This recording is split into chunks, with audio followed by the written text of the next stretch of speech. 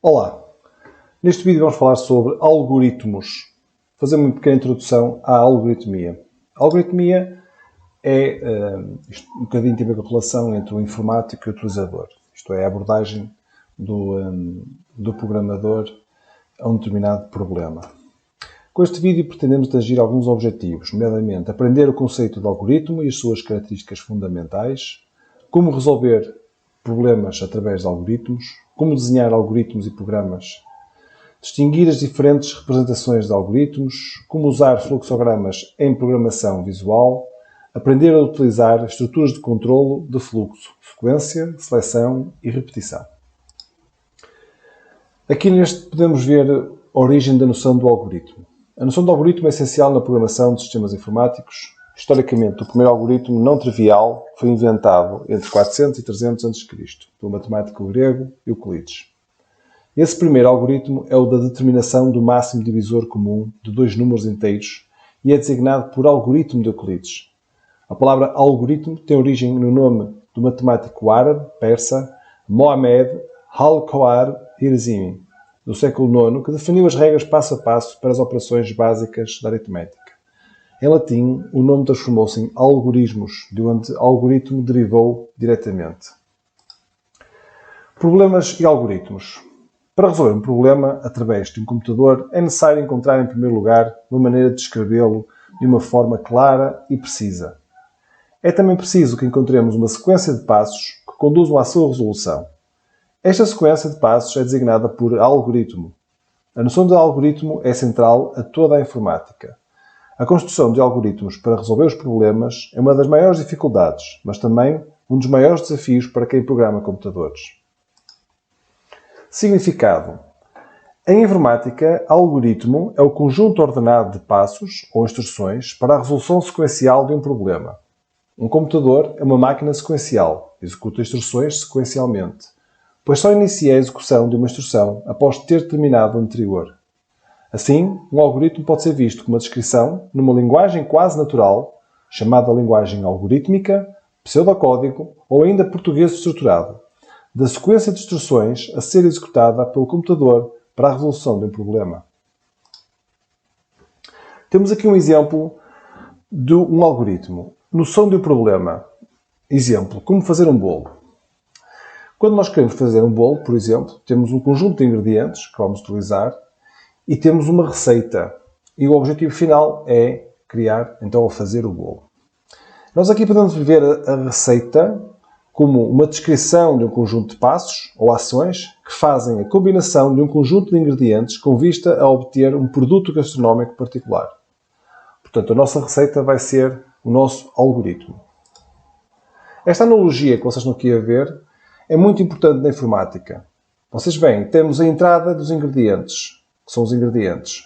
Temos a saída, que é o bolo. E temos o algoritmo, que é a nossa receita. Portanto, temos um input, temos um output.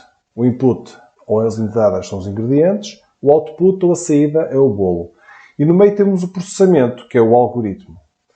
Portanto, que é a nossa receita. O algoritmo opera sobre um conjunto de entradas, neste caso temos a farinha, os ovos, os fermentos, etc., no caso do bolo, de modo a gerar uma saída que seja útil ou agradável para o utilizador, o bolo, por exemplo. Assim, os passos ou ações de um algoritmo para confeccionar um bolo são os seguintes: bater 2 claras em castelo, adicionar 2 gemas, adicionar uma xícara de açúcar, adicionar 2 colheres de manteiga, adicionar uma xícara de leite e coco, adicionar farinha e fermento, colocar numa forma e levar ao forno em lume brando. Portanto, como vocês estão a ver, temos um conjunto de instruções que são ordenadas, sequenciais. Portanto, a segunda não se faz antes da primeira, a terceira não se faz antes da segunda, e assim sucessivamente, até chegarmos ao final, que é colocar na forma e levar ao forno. Portanto, é esse conjunto de passos ordenado, sequencial, que nós designamos por algoritmo, neste caso, que é a nossa receita. O desenho ou concepção de algoritmos para a resolução de problemas. Nós temos um problema, vamos ter um algoritmo que nos vai depois ser implementado numa determinada linguagem de programação e depois vai ser então construído tal programa. Assim, um algoritmo é uma descrição passo a passo de uma metodologia que conduz à resolução de um problema ou à execução de uma tarefa. A programação consiste na codificação precisa desse algoritmo, segundo uma linguagem de programação específica. Há, pois, que ter em consideração que existem 3 fases distintas na elaboração de programas. Temos a análise do problema, a especificação do problema, a análise de requisitos, os pressupostos, etc. Temos a concepção do algoritmo e temos a tradução desse algoritmo na linguagem de programação. Fases de um algoritmo. Dado um problema, a sua resolução no computador será objeto de um conjunto de fases até se obter a resolução final. Podemos considerar as 3 fases seguintes. Análise do problema, que implica a compreensão e real definição do problema, o que realmente se pretende, que dados são fornecidos, desses quais os necessários e que outros teremos que considerar, que resultados iremos obter. Depois temos a elaboração do algoritmo, ou fluxograma, podemos também fazer um fluxograma, recorrendo ao método de análise top-down e às estruturas algorítmicas adequadas. E depois temos então a implementação do algoritmo, obtido numa linguagem de programação, por exemplo Python, C, Java, etc., e sucessivos testes e correções da implementação, até se obter a solução final ao programa. Portanto, isto é muito importante, estas fases. Passos na concepção e construção de algoritmos. O primeiro passo é compreender o problema. É muito importante que um programador, quando esteja a ver o problema, compreenda-o. E o que é compreender o problema? Identificar os dados de entrada e identificar os dados de saída. Depois temos o próximo passo, que é determinar o que é preciso para transformar dados de entrada em dados de saída. Usar a estratégia do dividir para conquistar, observar regras e limitações, identificar todas as ações a realizar e eliminar ambiguidades. Por fim, construir o algoritmo. Testar manualmente o algoritmo e executar o algoritmo. Método cartesiano, dividir para conquistar. Também conhecido por método descendente ou top-down, ou método de refinamento passo a passo. Este método consiste em dividir um problema em partes menores, ou subproblemas, de modo a que seja mais fácil a sua resolução. Por exemplo, fazer um sumo de laranja? Lavar a laranja, partir a laranja ao meio, espremer a laranja, filtrar o sumo, servir o sumo. Passo a passo significa que cada passo é completado antes que o próximo comece. Exemplo, é impossível ver um telejornal antes de executar por inteiro o passo anterior de ligar a TV. Portanto, este método cartesiano, dividir para conquistar, é muito importante. Nós, quando temos um problema, temos que ver se o podemos dividir em subproblemas, portanto, em partes menores. Porque é mais fácil resolver um conjunto de partes ou de subproblemas do que um problema grande.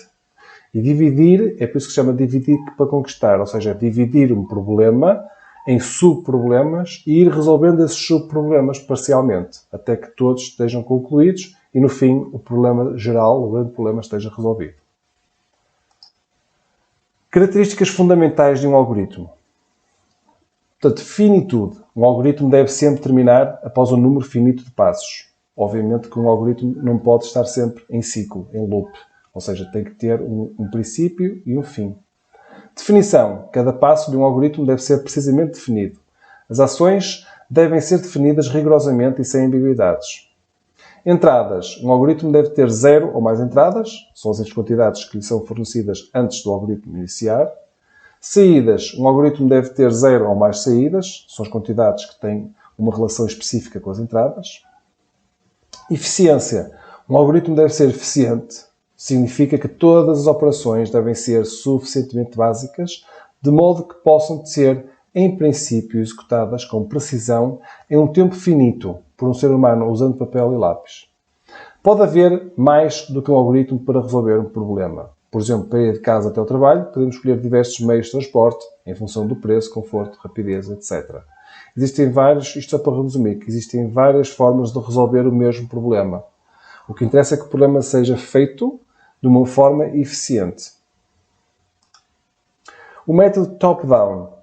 A abordagem de um problema segundo uma concepção descendente, em inglês top-down, é um método de tratamento de problemas do geral para o particular, em que se parte dos pontos mais gerais e, por simplificação, análise, se chega aos aspectos mais particulares. Diz então que o método top-down consiste na divisão de um problema em problemas cada vez mais pequenos até se obter um nível de especificação considerado aceitável. Dividir para reimar.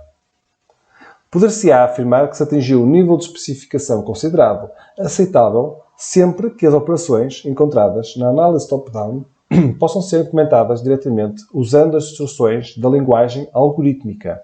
Nível da linguagem algorítmica. Um problema a ser resolvido num computador poderá sempre ser dividido em pelo menos 3 subproblemas. A entrada de dados, os cálculos, que é o processamento, e a apresentação de resultados, que é o output, a saída dos dados. Haverá ainda um quarto que diz respeito à terminação do programa e que deverá existir em todos os algoritmos. Por exemplo, temos aqui um exemplo do método top-down, que é um problema dado os valores de 2 operandos, calcular a sua soma. Na análise do problema, constatamos que o utilizador do programa terá que introduzir os 2 valores, quaisquer, dos operandos, entrada de dados, dos quais pretende obter a soma. O computador assimila esses valores e realiza as operações necessárias ao cálculo do resultado. Note-se que no enunciado não é feita qualquer referência à saída dos resultados. No entanto, esta terá que existir para que o resultado da operação possa ser visualizado pelo utilizador. Aplicando o método top-down, o problema fica. Reparem, temos aqui o algoritmo soma, temos a entrada dos dados, que são a leitura dos 2 números, 2 operandos, temos o cálculo, a fase 2, que é os cálculos, cálculo da soma, temos a fase 3, que é a apresentação dos resultados, a apresentação ao utilizador, e depois o 4, terminar, que é a saída do programa. Note que, numerados entre parênteses retos, temos a descrição dos vários blocos ou subproblemas obtidos. Faltam especificar as operações a realizar nos blocos 1, 2 e 3. No entanto, estas operações poderão ser implementadas diretamente em linguagem algorítmica, através de instruções simples, tal como veremos mais adiante. Temos aqui o exemplo de um algoritmo. Okay? Portanto, temos aqui a entrada dos dados, temos o processamento, que são os cálculos, temos a saída dos dados, que é a apresentação, e temos o terminar do programa. Representações de algoritmos. Os algoritmos podem ser representados de várias formas. Temos aqui 3, nomeadamente linguagem natural, fluxograma, que é um diagrama de fluxos, ou pseudolinguagem. Relativamente à linguagem natural, os algoritmos então são expressos diretamente em linguagem natural. Por exemplo, o nosso português, como exemplo, okay? No bolo, por exemplo, fazer a receita do bolo. Como fluxograma, temos uma representação gráfica, que emprega formas geométricas padronizadas para indicar as diversas ações e decisões que devem ser executadas para resolver o problema. E depois temos também pseudolinguagem. Emprega uma linguagem intermediária entre a linguagem natural e uma linguagem de programação para descrever os algoritmos. Não existe, isto é uma nota, não existe consenso entre os especialistas sobre qual é a melhor maneira de representar um algoritmo. Atualmente, a maneira mais comum de representar algoritmos é através de uma linguagem, através de um pseudocódigo, uma pseudolinguagem, ou pseudocódigo. Esta forma de representação tem a vantagem de o algoritmo ser escrito de uma forma que está próximo de uma linguagem de programação de computadores. Isto quer dizer o quê? Significa que o ideal, em termos da algoritmia, é expressar o algoritmo numa linguagem que esteja muito próxima da nossa, ok? Mas também que seja próxima de uma linguagem de computadores, ou chamadas linguagens de alto nível. Codificação em linguagem natural. Temos aqui o mesmo exemplo, que é o cálculo da média de 2 valores reais. Temos o problema, a entrada são os 2 valores reais, x e y, por exemplo. A média vai ser igual a x mais y dividido por 2. E temos ali então o algoritmo. Portanto, este algoritmo está em linguagem natural. Início, ler x e y, calcular a média de x e y, escrever m e fim. Portanto, o nosso algoritmo em linguagem natural seria algo semelhante a isto. Okay? Está aqui a ver o algoritmo. Reparem, são passos curtos. Ao início, à entrada de dados, que é ler x e y, ao processamento, o cálculo, que é calcular a média de x e y, ao output, ou a saída de dados, que é escrever, e depois o fim, que é o término. Temos aqui agora o mesmo problema, mas representado, a solução representada em fluxograma. Fluxogramas são a utilização de diagramas, como vocês estão a ver.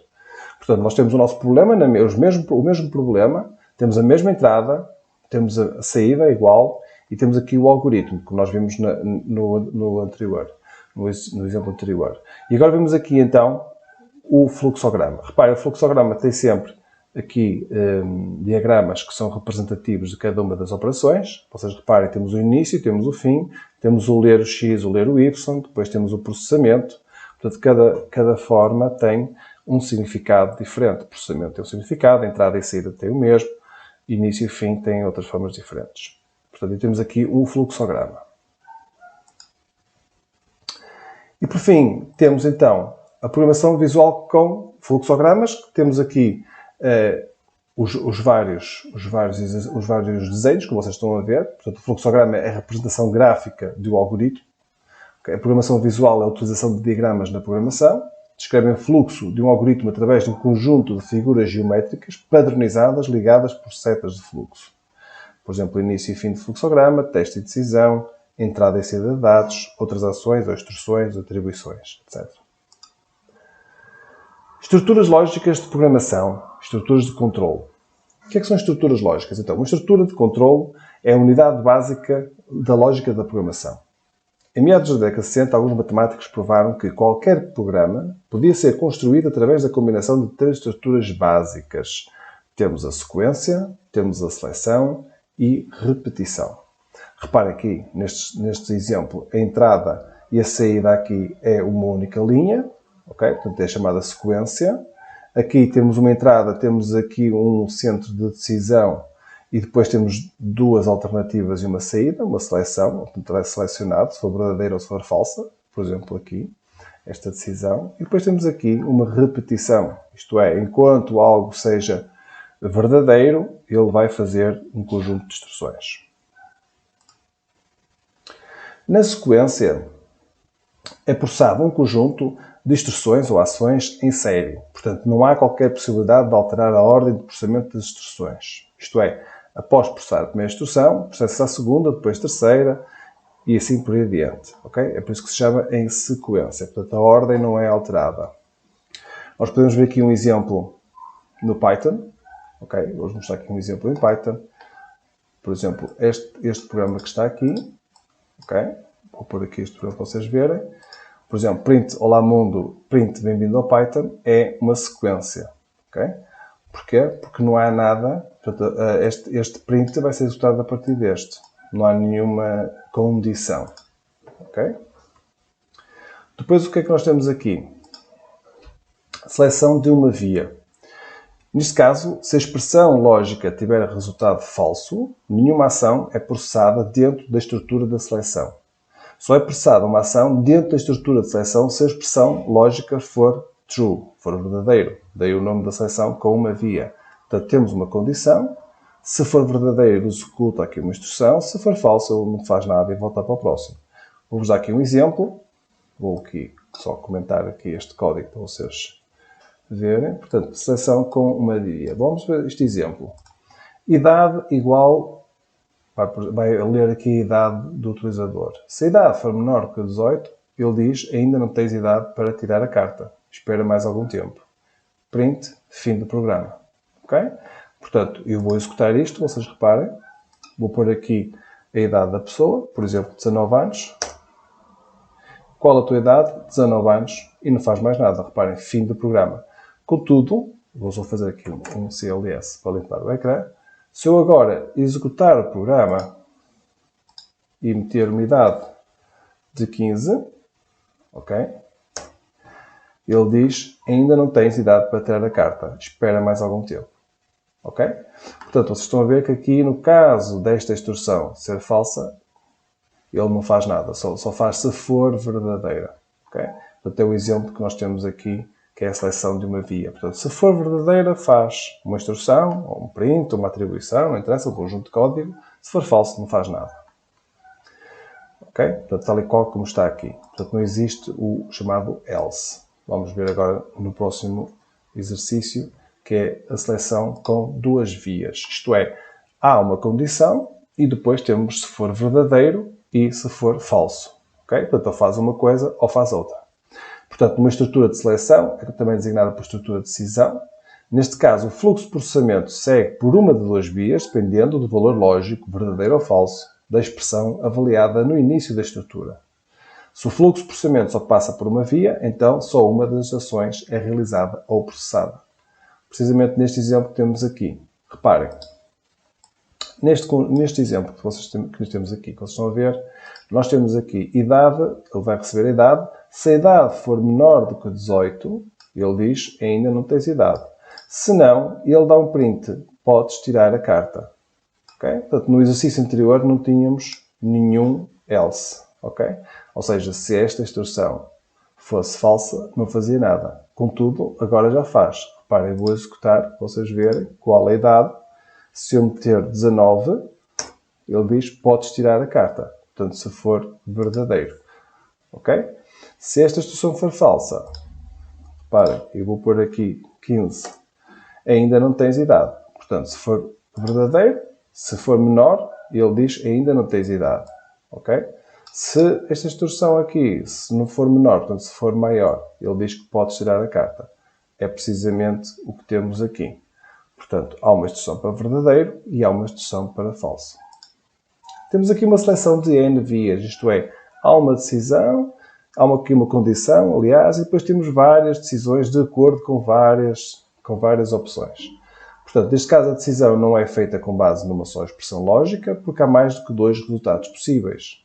Também só são processadas a ação ou as ações encontradas numa via. Reparem neste exemplo que vamos ver. Eu vou só comentar aqui este código, para vocês perceberem. Portanto, seleção de N vias. O que é que temos aqui, então? Reparem, ele vai receber a idade do utilizador, por exemplo. Qual é a idade? Vai ler a idade. Se a idade for menor que 16, ele diz, ainda não tens idade para tirar o código. Espera mais algum tempo. Se, temos aqui um outro, se a idade estiver entre os 16 e os 18, ele diz, ainda não tens idade para tirar a carta, mas podes tirar o código. Okay? Se não, reparem, podes tirar a carta, pois já és maior de idade. Portanto, reparem que aqui temos várias opções. Okay? Portanto, e isto é o exemplo aqui que temos. Portanto, várias condições, várias opções e só faz uma delas. A seguir vemos as repetições com teste à cabeça, ou seja, os ciclos. Por exemplo, o ciclo while. Neste caso, também há necessidade de tomar uma decisão com base no valor lógico de uma expressão. No entanto, a mesma ação será executada repetidamente enquanto o resultado da expressão lógica se mantiver verdadeiro. O teste da expressão lógica precede a ação. Diz por isso que o teste é à cabeça, ou seja, a ação, primeiro ele faz a condição, depois é que vai fazer o processamento. O teste é importante porque funciona como uma condição de paragem. Okay? Se for falso, dos ciclos ou repetições. Vamos ver aqui este exemplo, para vocês verem. Okay? Vamos aqui só comentar este código. E vamos ver aqui, por exemplo, repetição com teste à cabeça. Okay? Reparem, na repetição com teste à cabeça, o que é que isto significa? Isto é um ciclo, que é o ciclo while. E enquanto, reparem, nós temos aqui o n vai ser igual a 1, enquanto o n, este é o sinal de diferente, enquanto o n for diferente de 0, ele vai fazer então a leitura deste número. Okay? Portanto, isto, reparem, ele primeiro faz a condição e depois é que vai fazer o processamento. Portanto, é isto que significa o repetição com teste à cabeça. Existem estruturas, nomeadamente o repeat until, que é uma estrutura de repetição idêntica à anterior, só que a diferença é que o teste é feito após o processamento da ação. Ou seja, o teste ou a expressão lógica sucede à ação. Por isso é que se diz que o teste é à cauda. Okay? O Python não tem a condição repeat, mas se tivesse, seria algo do género. De outras linguagens, seria algo deste género. Portanto, repeat e depois faz a instrução e só depois é que ele faz aqui uma condição. Por exemplo, enquanto o número for igual a 0. Ou até, aliás, repetir até o número ser igual a 0. Reparem na diferença. Okay? Portanto, aqui temos primeiro a condição e depois o processamento. E aqui temos primeiro o processamento e depois a condição. Mais uma nota que este repeat não existe aqui em Python, mas existe noutras linguagens de programação. Mas a forma é esta. Portanto, primeiro ele faz o processamento e depois é que faz o teste. Okay? Portanto, o teste é feito no final, é chamado teste à cauda. Aqui é precisamente o contrário. O teste é feito no início e depois é que entra aqui no ciclo. Portanto, diz-se que o teste aqui, neste caso, então, será à cauda, portanto, no final. Temos aqui um exemplo de um algoritmo, para que vocês percebam, em termos práticos. Por exemplo, o algoritmo soma de dois números. Então, temos o nome do algoritmo, por exemplo, o algoritmo soma, declarações das variáveis. Na maior parte das variáveis, as variáveis têm que ser declaradas. O Python não tem declaração de variáveis. As variáveis no Python são tipificadas dinamicamente. Depois em Python vocês poderão ver isso. O início do algoritmo tem aqui esta parte do início, a leitura dos valores, ou seja, o input. Depois temos aqui o processamento, ok? Portanto, o C vai ser igual a A mais B. E depois a escrita de valor. Portanto, ele vai escrever a soma, digamos, o resultado da soma. E por fim, temos aqui o fim do algoritmo. Portanto, isto é um algoritmo, um exemplo de um algoritmo muito simples para somar dois números. Pronto, espero que tenham gostado. Este é o primeiro vídeo sobre algoritmia, com alguns conceitos base. Subscrevam o canal se quiserem, porque acho que todos os dias, ou pelo menos vou tentar de forma assídua, lançar alguns vídeos e vamos continuar também a lançar vídeos sobre algoritmia e programação. Até à próxima. Obrigado.